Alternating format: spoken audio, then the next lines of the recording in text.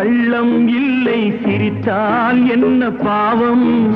பிழைகள் கொண்ட உடலை அந்த தேவன் கொடுக்க கூடும்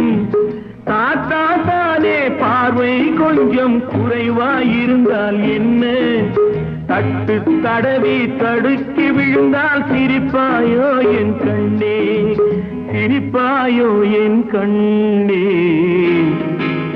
கிங்கிணி கிங்கிணி கிணி கிணி கிணி என வரும் மாதா கோயில் மணியோசை கண்மணி பொன்மணி என துள்ளிடும் பிள்ளைகளுக்கு தாத்தா கூறும் அருளோசை